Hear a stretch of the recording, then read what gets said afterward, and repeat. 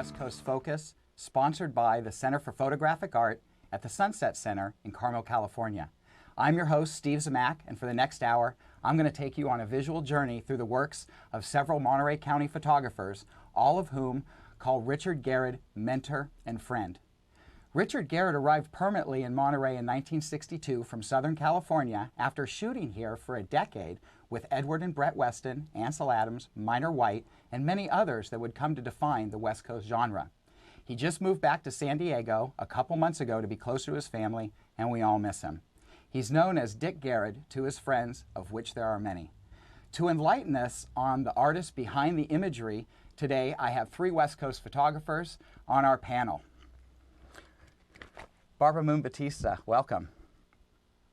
Barbara got her first camera when she was 8 years old and moved to Carmel in 1959, when photography was becoming the West Coast tradition.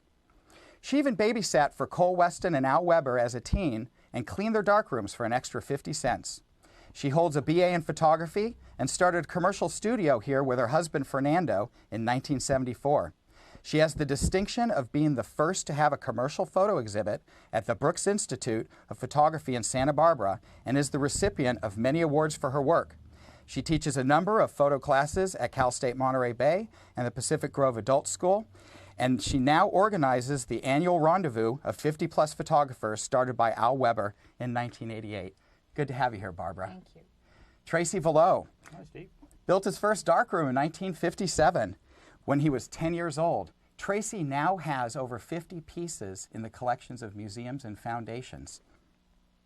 He works out of his home studio just down the street from me and Marina. He sits on the steering committee of the Image Makers of Monterey, the photography club founded by Dick Garrod in 1996.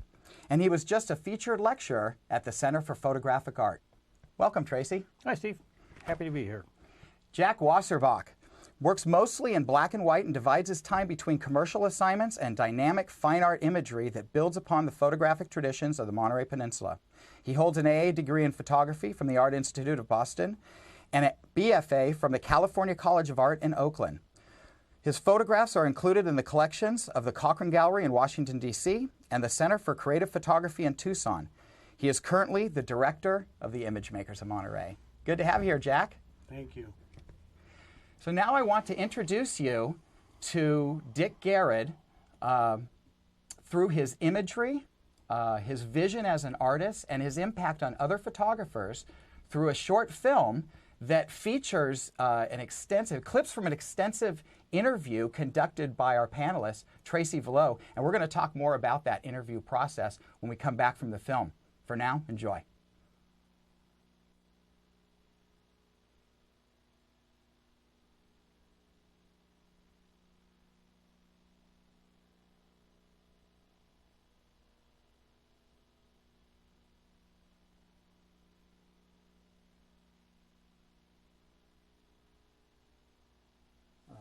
I studied with Ansel Adams years ago, and he didn't like to spend a lot of time talking about this stuff called creativity, but he made it clear that you got to spend a lot of time nailing down the technical stuff so it just becomes automatic, and you don't have to stop and think about it all the time, especially out in the field.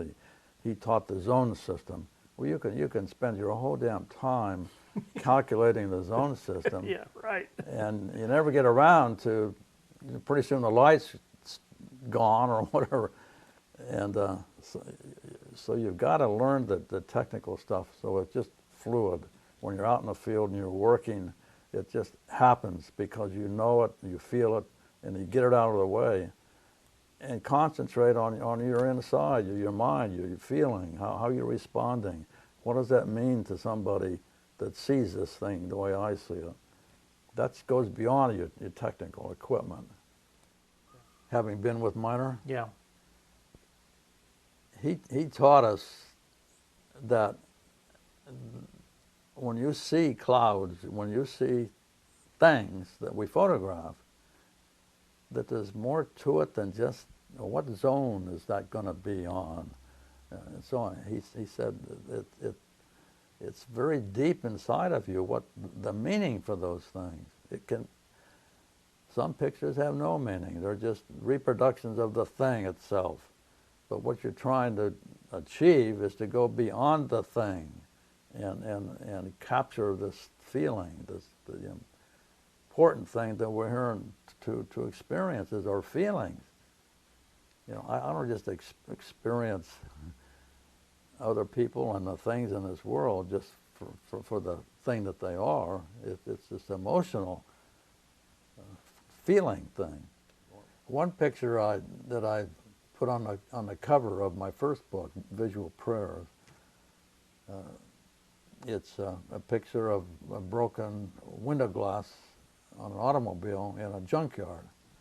I was with Brett Weston and his girlfriend, and I was in a second car with Bob Byers from Carmel Valley, and we drove up to Oregon to Eugene to visit the guy who heads up, at that time, the University of Oregon's photography department. And Brett had been there before, and Brett knew where there was a junkyard, auto wrecking yard. So the two cars, four of us went over, and I love auto wrecking yard, all the shapes and forms, and it tells a lot of stories, you know, all this stuff. So I photographed this broken window glass. It was in the old days when they had two pieces of glass with a piece of plastic in between, so it wouldn't shatter and cut somebody up if there was a wreck. So it had broken, and it's like a lily. It just broken open. I put this picture on the cover of my first book. When you look at it, and most people, everybody that looks at it is unable to. They make an initial effort to say what that is, but they don't know. You can't tell. Yeah. And I like that, but it has immediately gives you a feeling with this lily-like flowing. It only talks about feeling. It's all there is there. It just talks about how your feeling responds to it. It has nothing to do with your understanding of what it is. I don't tell anybody unless they ask. When I discuss it, then they're amazed, you know, that I found in the junkyard. But the light, the way the light hit this broken plastic and little bubbles and all this goddamn stuff in there, it's gorgeous. But I love that approach, you know, where you're really getting at the feeling, even if it's something that like this. You know that it's some kind of old crud and so on. It isn't from the planet Mars. It's from our life on Earth. But you're trying to achieve a level of feeling, and that's what you're after, and it's not easy. I've been so fortunate to meet people like Dick who not only will inspire young artists, but they also give back, and they give you a pat on the back when maybe you need one, and give you criticism when you didn't want that, but it was good to hear. So. Dick Garrod is a photographer's photographer and a true gentleman. He's always given care and support and help. I've known him for almost 25 years. He's been a good friend, he's been an inspiration, and he's been a patient and steady coach, and he's really kept us at a high level of not only craft, but the aesthetics and the heart and the art that goes into photography. Dick Garrod has influenced me quite a bit.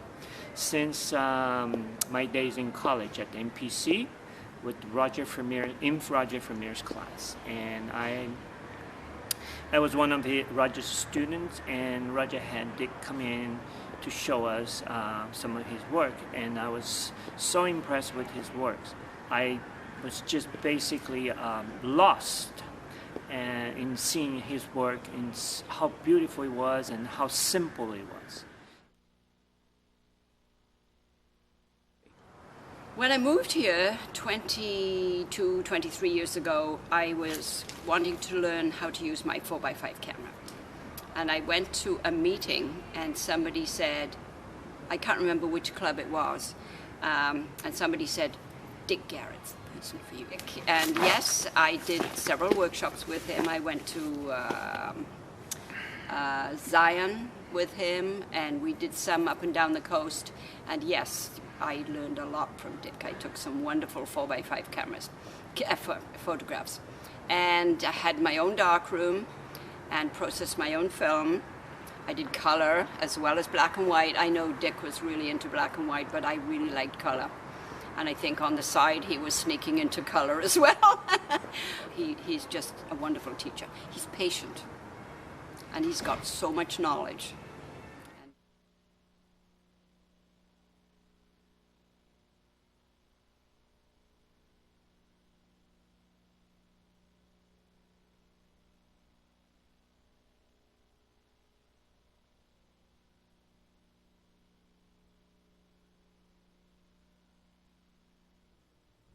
Welcome back to West Coast Focus. Tracy, that was a very extensive interview that you conducted with Dick that you just provided me some clips from, and we only saw a fraction of those in the film. But what a fascinating interview. Just from the clips that you put together for me, found out so much more about Dick Garrod than I ever knew before. Completely different stories than you hear told at CPA events or tributes to him.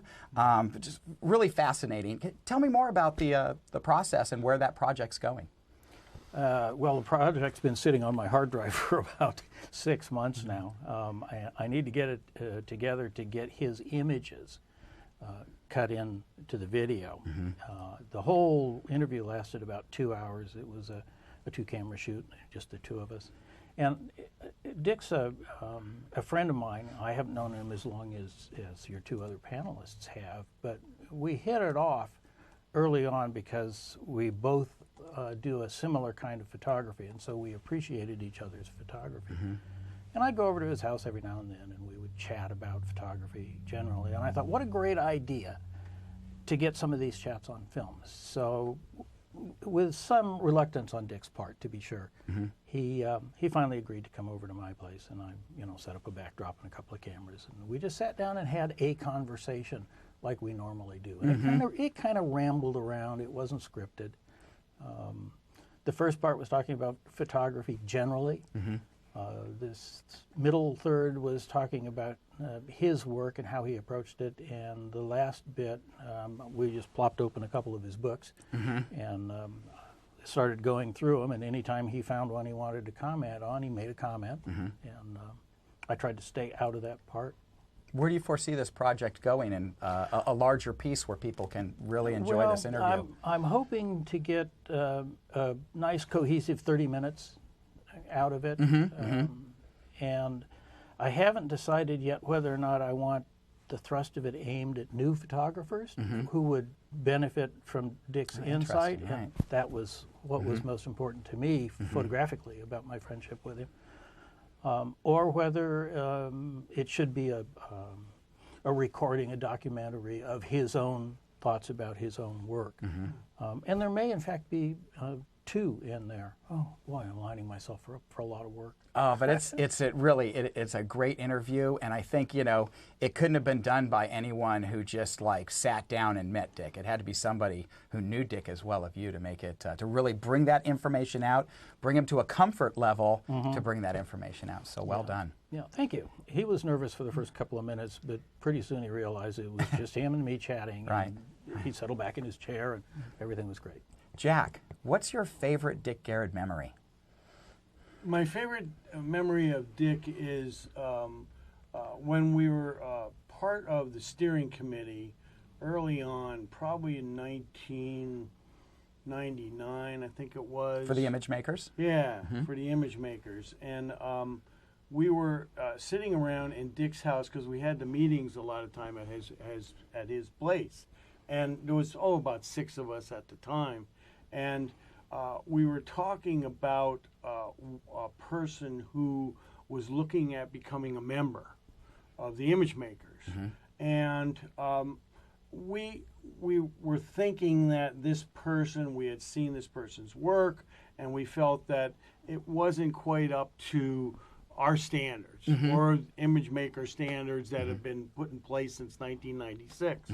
So, my thoughts were, okay, what we'll do is we'll just somehow be able to say to this person, I'm sorry right now, but maybe another time, or maybe you'd like to try another group of photographers in the area.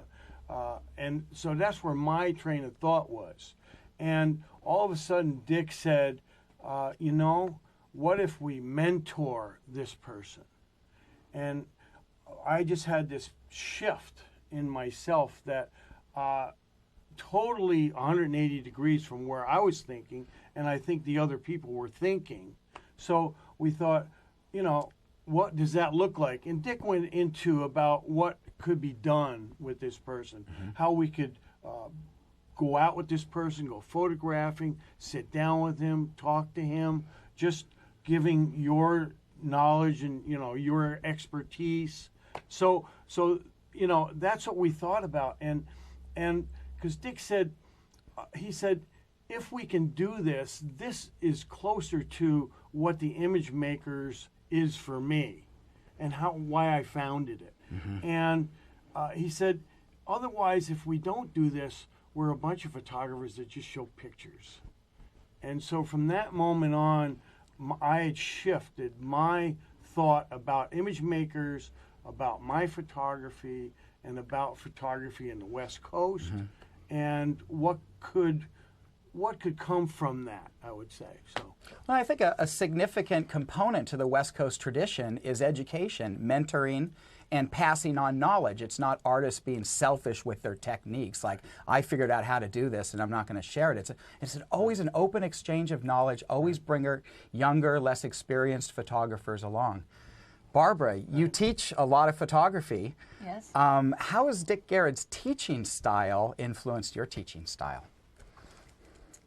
Well, it's an interesting question because it sort of happened by osmosis. There wasn't any particular intent to say, okay, I'm here to learn from you. Our friendship developed over years. I first met Dick, we had a studio down on Pearl Street for a long time. And one day he walked in with a little package under his arm, introduced himself. He was working as the city planner, I believe. And, it must have been the early 80s. And he started to talk about how he'd been following our work, really liked it, wanted to introduce himself, and he handed me this brown paper bag wrapping. And I opened it, and it was a gift of a print, which we still have. What photo is it? It's a photograph that he did of a Madonna in Mexico. It's very seldom seen. Wow, So, a real treat. Yes, it is. And so a friendship got struck up, and we have lunch together every so often. We go over to the house. We talk a lot about the philosophy and books. He's always excited to show the latest book he's read, and everything's underlined and sharing things. And it's interesting how often it's the same books we're interested in. Right. What are a couple of those? Oh, I was afraid. I'm not very good at remembering titles, I'll have to admit. Okay. Well, now we're going to take a short break, about 3 minutes, but don't go anywhere because we've got a couple photo slideshows for you. A slideshow of Barbara's work, a slideshow of Tracy's work. It's set to the music of Pacific Grove's own Bill Specht. So enjoy, and we'll see you back here in about 3 minutes.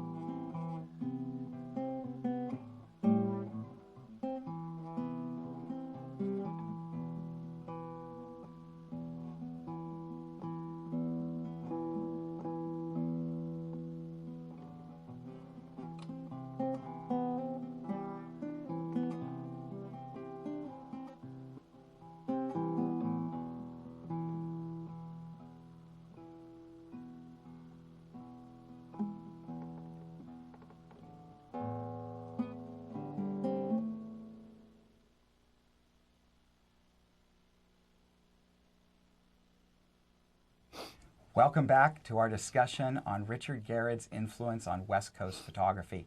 Most of the images that you saw in the introductory documentary about Dick Garrod at the beginning of the show are from his second book, Visual Metaphors. He also has his first book, Visual Prayers. So here's the question. Dick always talked about doing 3 books. What do you think the title of his third book's going to be, and what kind of imagery do you think we're going to see in it?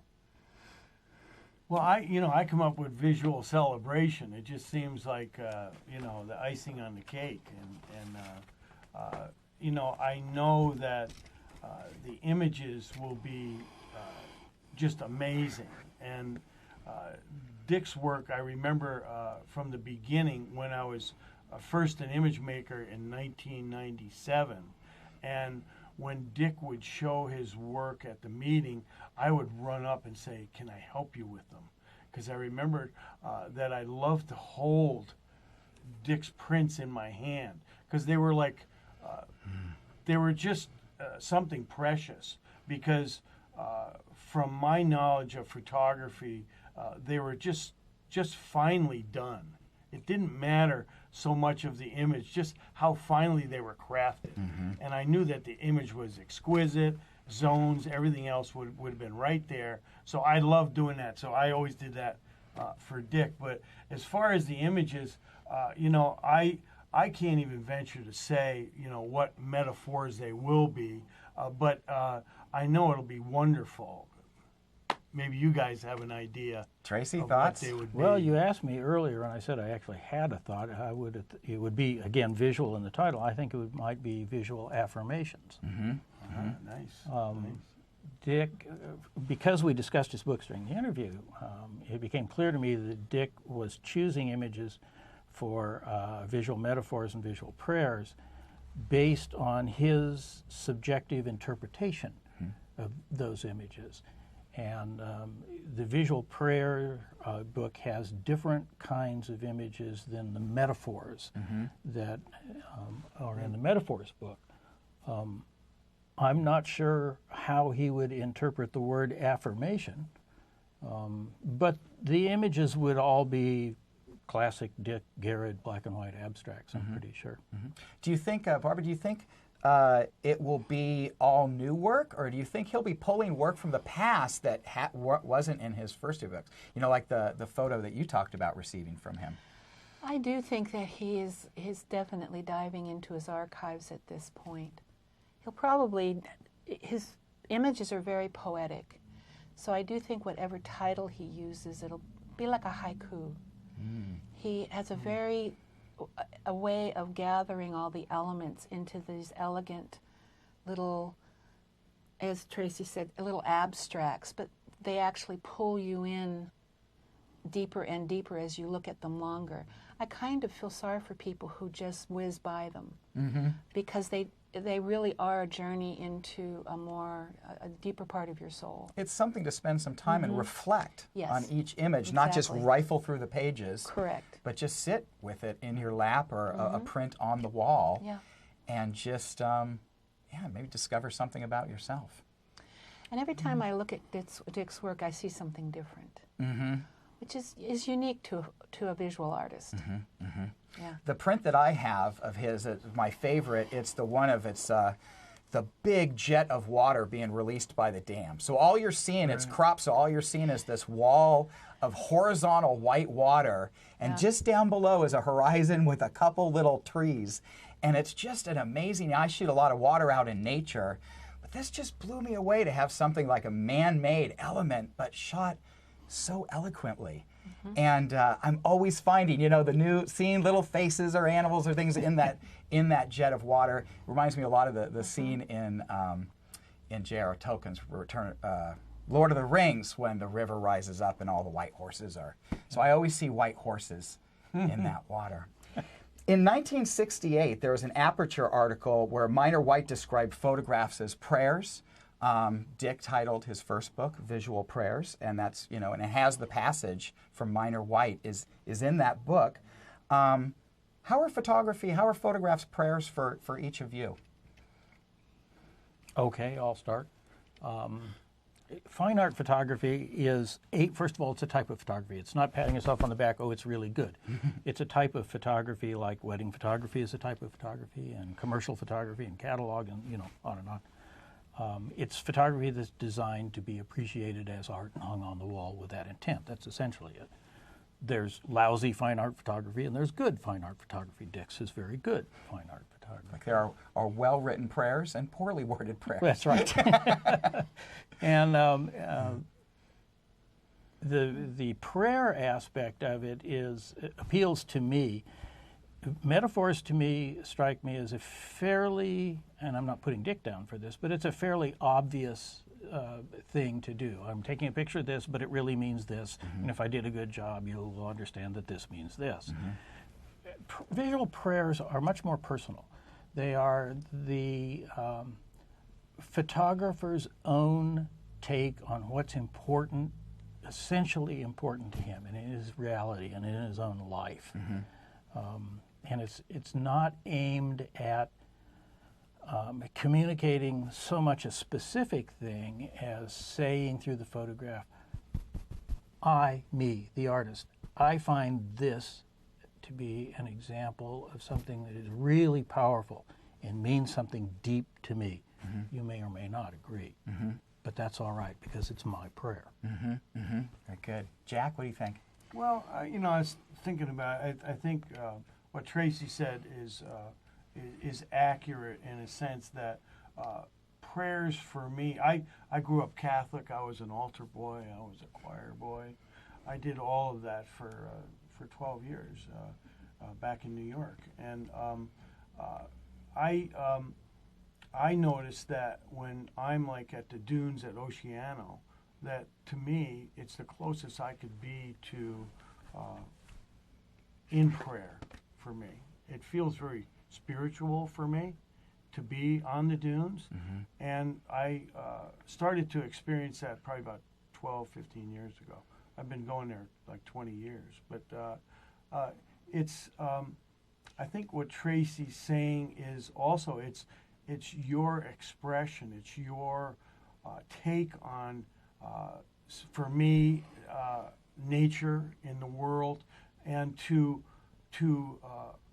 see the beauty, I would say, to see the beauty in nature and be able to give that, to bring that into your soul and then put it out there in another form as like a poem, a haiku, and as a visual image to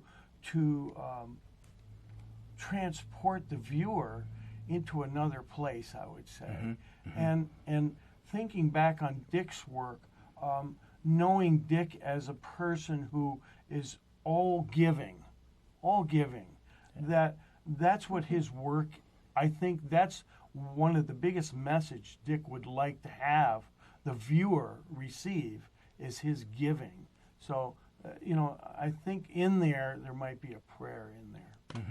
I know when I'm photographing in the natural environment, Big Sur, Yosemite, Point Lobos, even just Marina State Beach, that's the closest I come to going to church. These places are the cathedrals to me, and this is when I feel the most spiritual, the most connected to everything, and that's what I'm trying to, and sort of following Dick's example, that's what I'm trying to capture in my photographs, the feeling of awe that I have in that moment, and that I can record it and share it with other people. Barbara, what do you think?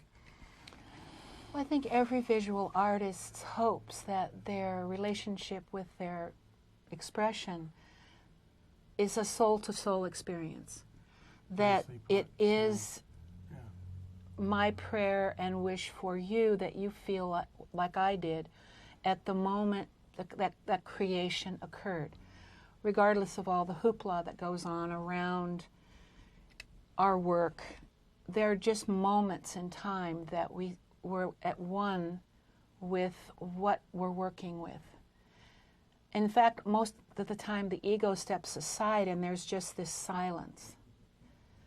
And that to me is the prayer. The print is the expression of it. It's the final product. But the relationship between that final product and what goes on in that moment is almost invisible. And we hope that we can capture that with light and onto a piece of paper so that we can show it to someone else of a like mind. Yeah. I think that's what's so fascinating about fine art photography. When it's done really well, the experience, the power, the experience of one human being is transmitted through that image to another human being. Without words, it doesn't go through the brain, it goes straight into the gut or the heart, and it's the only way that I know of, with the possible exception of music, that one human being can share his soul's experience of life with another. Very good. I hope somebody's writing these answers down. These are really good answers. Well, we're at about our halfway point now. We're going to take a break, and I want to show you a short video about the Center for Photographic Art at the Sunset Center in Carmel, California, and why they are so important and integral to the photography community here locally as well as internationally. So enjoy. Hello and welcome to the Center for Photographic Art. My name is Jeannie Marino. I'm a volunteer at the center. The Center for Photographic Art is located in Carmel by the Sea at California's historic Sunset Cultural Center, just south of Carmel's famous Ocean Avenue. At the Center for Photographic Art, commonly referred to as CPA, we support the art of photography. Our gallery and office are housed where our predecessor, the Friends of Photography, was located. When the Friends moved to San Francisco in 1988, a group of Monterey area fine art photographers wanted to continue supporting similar aims. Out of this desire grew today's exciting Center for Photographic Art. Here's a list of what we offer to our members and to our community. Regular gallery exhibitions featuring the works of the masters from the West Coast tradition and those they mentored. In addition, CPA exhibits contemporary works by photographers who are breaking new ground. Our annual juried exhibition offers prize money for the top images selected by outstanding judges. Each year, thousands of entries are received from around the globe, giving professional and amateur photographers alike a chance for their images to be viewed online and on the gallery walls. All of our exhibitions are free to our members and to the general public. A wide range of workshops, including one in which this video was produced, address the craft, artistry, and business of photography. Our ongoing and growing workshop schedule also includes our ever-popular field workshops. Our publications include catalogs of CPA exhibitions, our e-newsletter, our e-product publications, and our up-to-date website. A series of lectures and panel discussions run throughout the year and feature presentations by exhibiting artists, as well as thoughtful and stimulating conversations with leading educators and photographers. Our fine print program offers incredible savings on photographs by well-known artists, and our annual auction combines the fun of a party and the excitement of a live auction, all rolled into one. Collectors, members, and the general public may purchase images through both of these programs. For our members, we offer discounts on merchandise and workshops and hold special members' nights with a variety of programs ranging from print critiques to movie nights. In addition, once a year, we hold a members-only weekend that we call the Exposure Workshop. This special workshop consists of multiple seminars and portfolio reviews. If you live here on the Central Coast of California, or if you plan on traveling to our area, we invite you to stop in for a visit. Our gallery is open every afternoon except on Mondays. If you're passionate about photography, you'll find a wealth of information on our website to fuel your enthusiasm. The Center for Photographic Art offers something for everyone interested in photography. So what are you waiting for? We invite you to join us in a continuing exploration and celebration of the world of photography.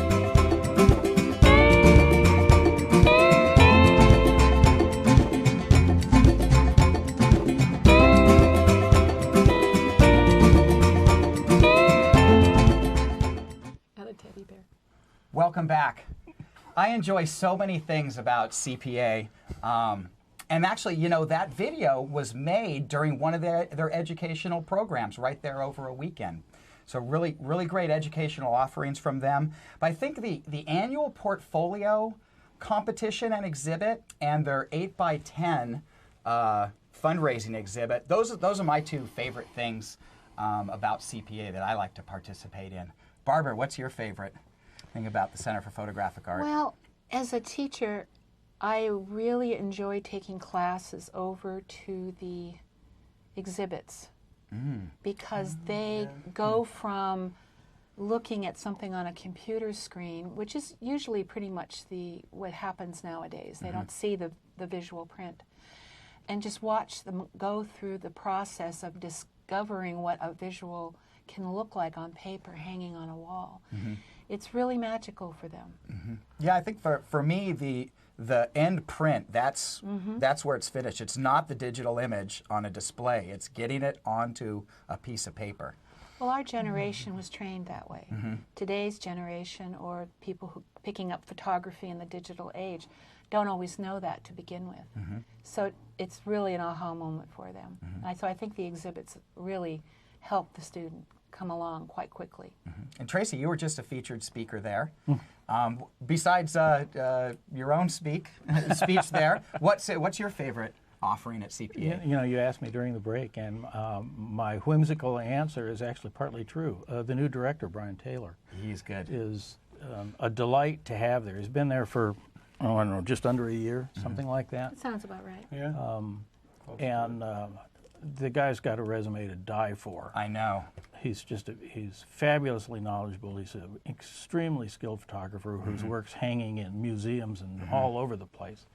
But the main thing that he did was he brought back something that was lagging for a few years. He brought back the programs for and the interest of the membership.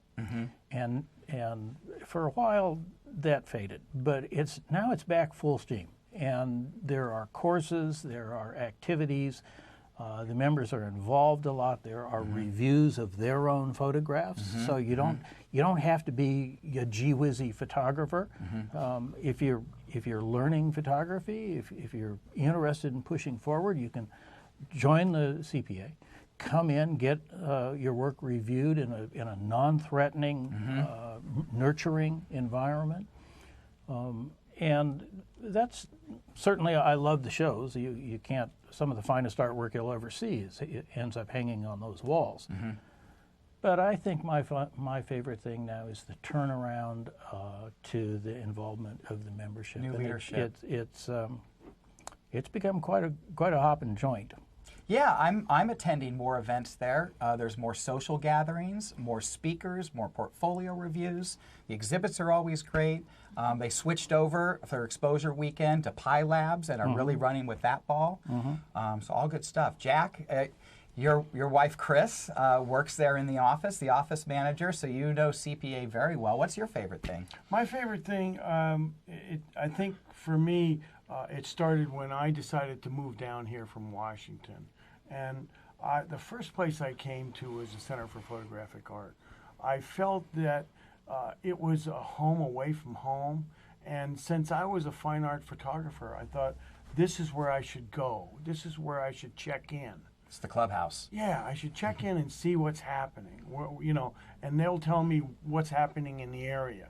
And it did work out like that. That's how I was turned on to Image Makers, was at the first opening I went there. But I went through the archives of CPA because we had to clean out a storage bin of theirs. And I went through a lot of Friends of Photography, because it was previously the Friends of Photography from the 60s. And I went through a lot of their material. And a lot of times I would come across a photograph of let's say, a workshop, symposium, and there'd be like 200 people in a photograph. And they're all just so enthusiastic and happy. And I thought, wow, wouldn't it be great? Wouldn't it be great if we could have that back again? And I think what Tracy has said about Brian is, I feel it's back. I feel that energy, that family, because I see CPA as a family. And I see that back there now with Brian being the ringleader, let's say.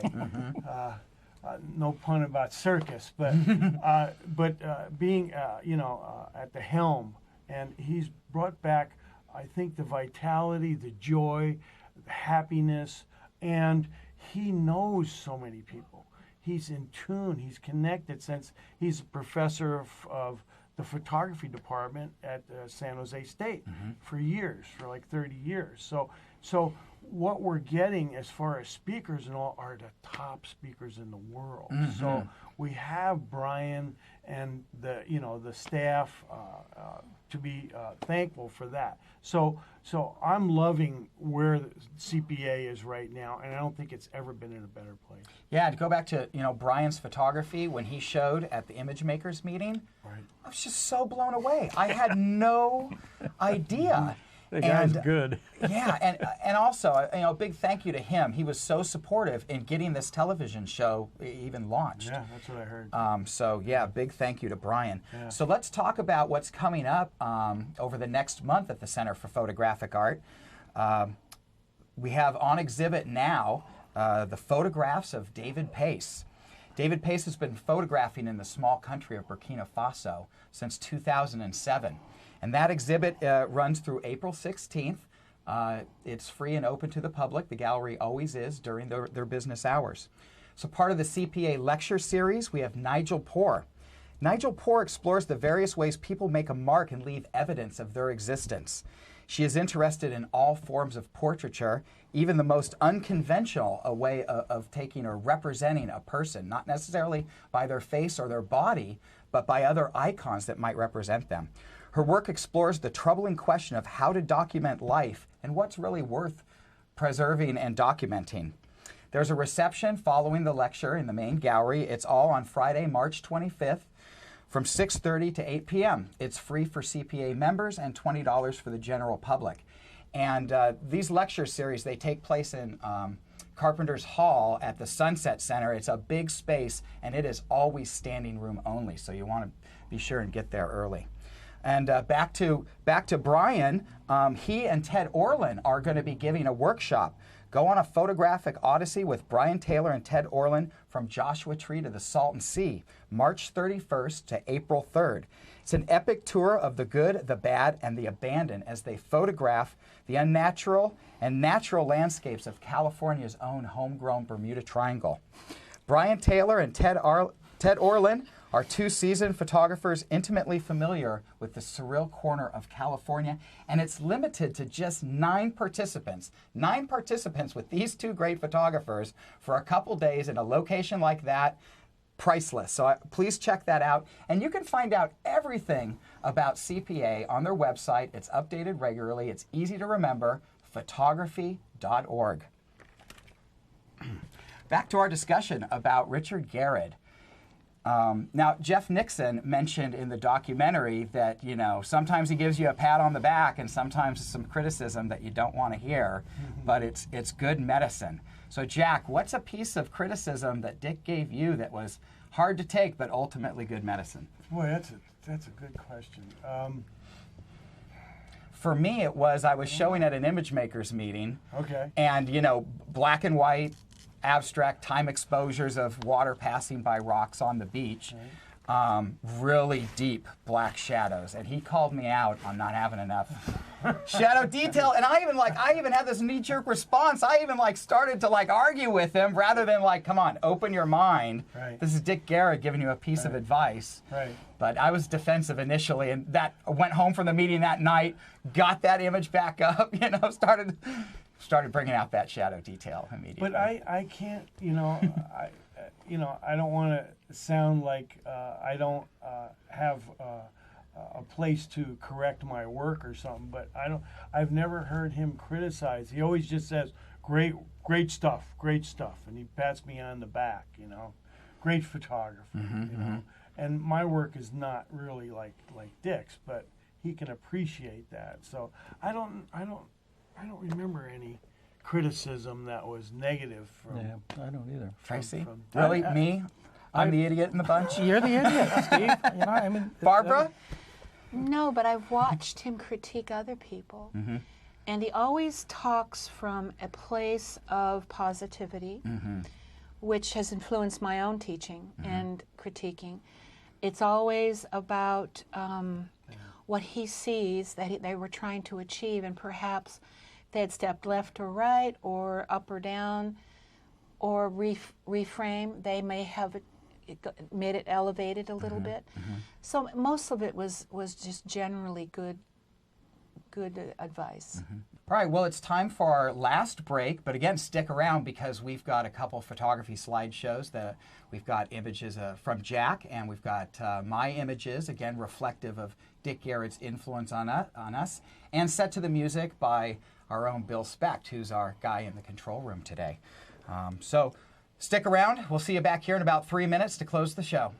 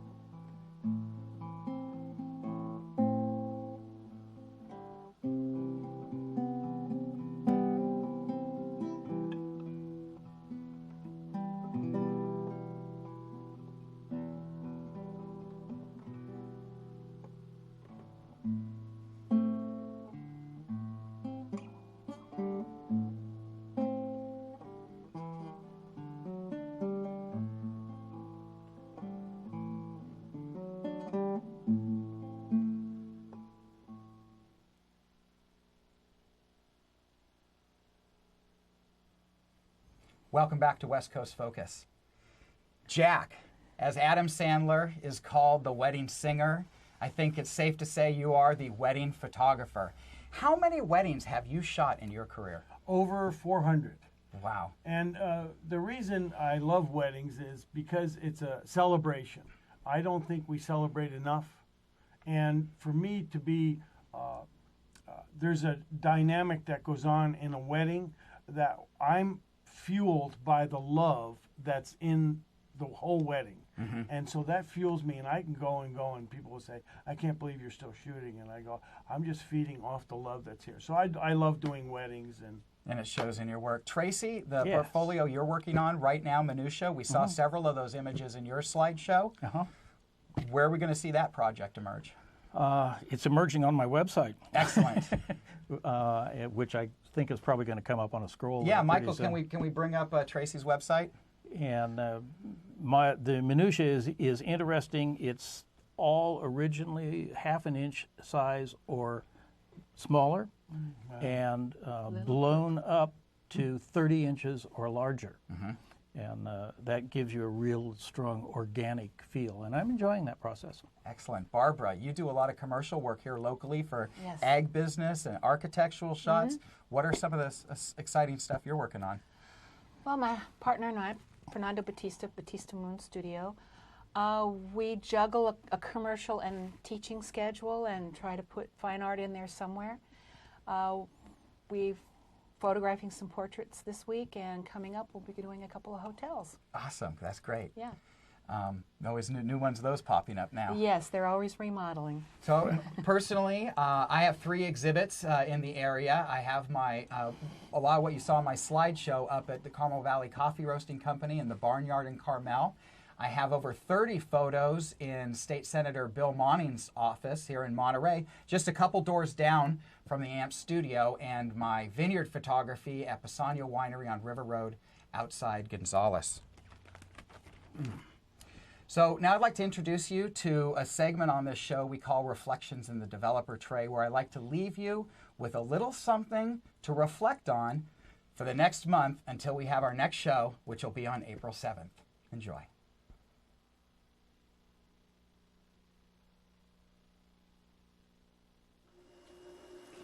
On photographing.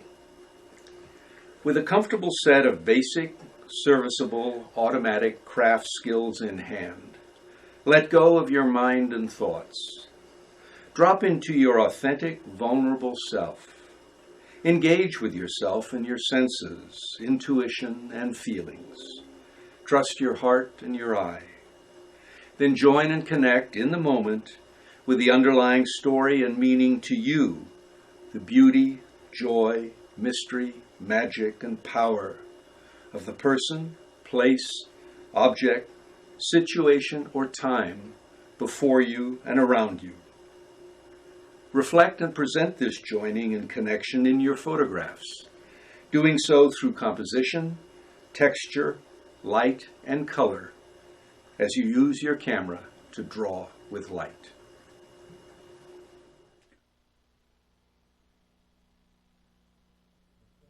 As you use your camera to draw with light. I really like that. And I like when photography is celebrated by other artistic mediums like poetry or Bill Speck's music we've been enjoying behind the slideshows. So join us again on Thursday, April 7th for Photography and Social Action. Our guests will be Bob Sadler, Elizabeth Murray, and Kira Correa-Corser. I guarantee you will be inspired to change the world around you and make people's lives better. Whether you choose to act on that as inspiration is up to you, but you will be inspired. That's our program. Thank you, Barbara, Tracy, Jack. A big thank you to Dick Garrod for supplying his imagery via Garrett Nichols. Thanks for his time in putting those images together for us. Thanks, Bob Nielsen for the poetry, Bill Speck for the music, Brian Taylor and the Center for Photographic Art for their sponsorship. And you can remember, you can find Dick's first book of visual prayers at the Monterey Museum of Art. You can find his second book, Visual Metaphors, at the Weston Gallery in Carmel. As always, I guarantee you will see 100 photos per 1 hour episode. This episode, we saw 113. May your developer always be fresh and your display always calibrated. Thanks for focusing on the West Coast. Now get off the couch and go make a photo. The question is that the end? Of course, we want something that's pretty, has the right forms and shapes and so on, but is that the end? In terms of the creative process, I think that's just the beginning. In photography, we accept the fact that lenses and cameras and the film and everything we do, the processing is designed to make a sharp image. That's the ingredients that we start with. But then we throw in the word creative. Well, is that the end of creativity? Just to utilize the equipment in a smart way and make it come through sharp? Is that the end? My point of view is that's just the beginning. And we shouldn't be unhappy because we have equipment and a procedure, process that creates sharp images. We should be, I think, as photographers, delighted that they're providing us with this equipment that functions so well. And it keeps improving every 6 months. In digital, you gotta buy a new set of everything. But if we can accept the fact that that's just the beginning, then we're challenged with the word creativity, creative process. And we've got to figure out for ourselves, each one of us individually, what that means. What does it take to execute the creative process? And in my opinion, it involves our feelings and who we are up here and what we're trying to achieve. We're not just trying to achieve a sharp image of something pretty. That's just the beginning.